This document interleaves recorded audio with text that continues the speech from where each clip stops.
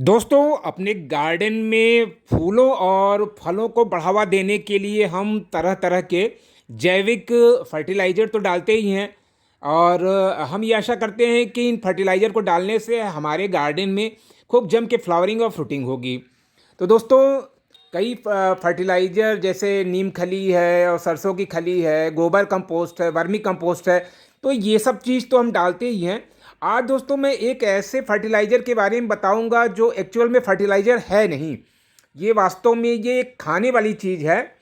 और ये आपने सुना होगा जई जई एक फसल होती है, तो उसी से बनाया जाता है ये ओट मील। तो आपने अपने नाश्ते में इसका प्रयोग ज़रूर किया होगा और आपके किचन में तो शायद ये ज़रूर मिलता होगा। लेकिन अभी हाल में रिसर्च में कुछ ऐसी बातें सामने आई हैं कि ये जो ओट्स होते हैं, ये पौधों के लिए बहुत ही ज़बरदस्त फ़ायदेमंद होते हैं।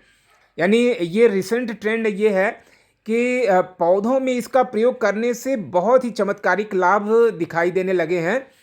तो आज मैं आपको बताऊंगा कि ये जो जई का ये जो ओट्स होता है, तो इसको अब अगर हम लोग अपने पौधों में डालें तो इसके क्या फ़ायदे होंगे और कौन सी इसके साथ सावधानियां कौन सी जुड़ी हुई हैं। तो ये सारी बातों को मैं आप बताऊंगा, तो अब वीडियो पर आप बने रहें और पूरी वीडियो देख लें जिससे कि आप भी अपने गार्डन में इसका फ़ायदा उठा सकें दोस्तों। तो वास्तव में इसके दोहरे लाभ हैं। एक फर्टिलाइज़र का तो ये काम करता ही है, साथ ही साथ ये कीट नियंत्रक के लिए भी बहुत ज़बरदस्त रिकमेंडेड है। ये जो कृषि वैज्ञानिक हैं उन्होंने इसका रिकमेंड किया है कि कीट नियंत्रण के लिए, जैसे मिट्टी में स्लथ और घोंघे वगैरह हो जाते हैं, इसके साथ ही साथ फंगस जो हो जाता है, बैक्टीरिया जो हो जाते हैं, तो उनसे मिट्टी को मतलब दूर करने में ये जो जई का आटा होता है ओट्स, ये बहुत ही कारगर है। तो इसको डाला किस तरह जाता है, जैसे आप मल्चिंग करते हैं ना, तो बस मिट्टी को मतलब गुड़ाई नहीं करनी है, ध्यान रखें। तो अगर गुड़ाई कर भी देते हैं कोई दिक्कत नहीं है, लेकिन अगर आप गुड़ाई ना करें तो बेहतर है, क्योंकि क्या होता है ना कि इसका जो इसके जो पोषक तत्व हैं वो बहुत धीरे धीरे मिट्टी में जाते हैं, तो इसको ऊपर ही ऊपर रखें।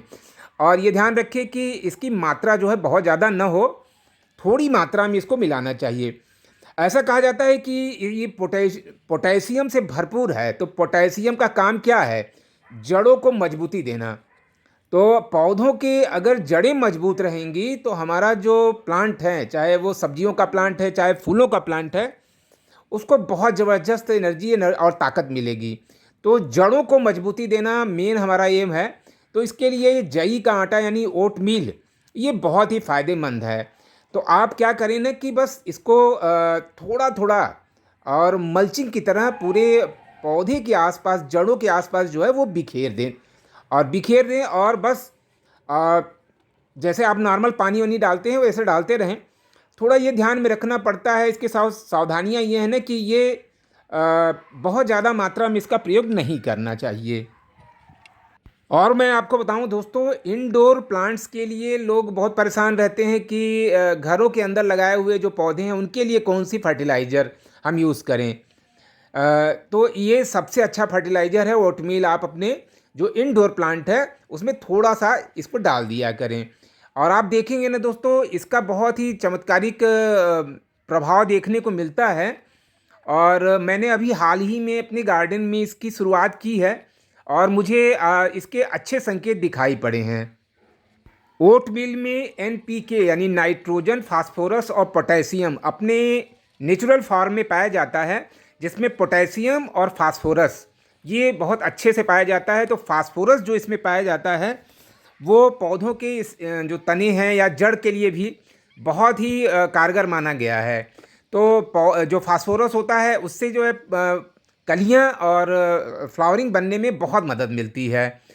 तो ये एक नया फर्टिलाइज़र हमें पता चला है कि इसका प्रयोग हम अपने गार्डन में कर सकते हैं और बहुत ज़्यादा महंगा भी नहीं मिलता है दोस्तों।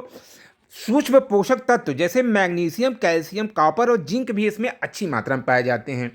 तो आइए मैं आपको बताता हूँ कि इसके और भी कई तरीके से हम लाभ अच्छी तरह कैसे ले सकते हैं, इसको ज़्यादा ताकतवर कैसे बना सकते हैं। तो जैसा कि आप देख रहे हैं, थोड़ी सी हल्दी और थोड़ा सा ये ओटमील मैं पानी में एक गमले के हिसाब से इसमें घोलूँगा।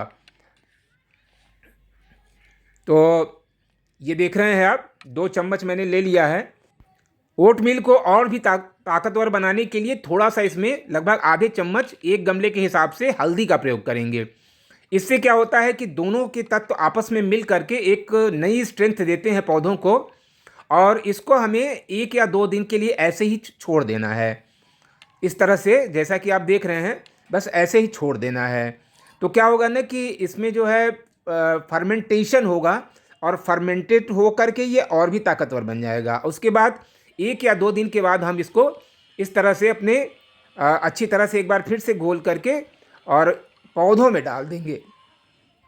तो इससे क्या करने पर जो ओट मील की ताकत जो है और भी ज़्यादा बढ़ जाती है।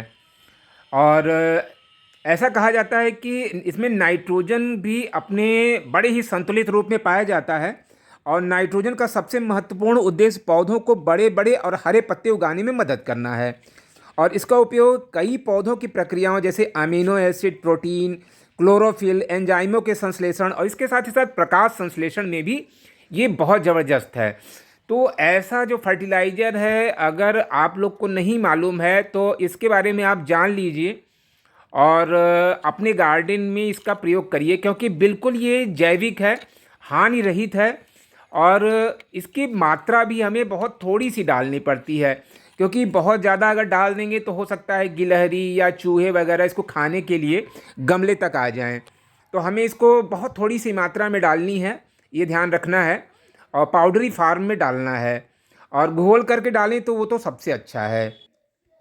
तो दोस्तों, इस ओट मील से एक तो कीड़े जैसे स्लग वगैरह इससे दूर ही रहते हैं, साथ ही साथ पौधों को जो माइक्रो और मैक्रो दोनों तरह के न्यूट्रिएंट्स प्राप्त होते हैं, और मिट्टी में सुधार होता है, जड़ों का विकास तो होता ही है।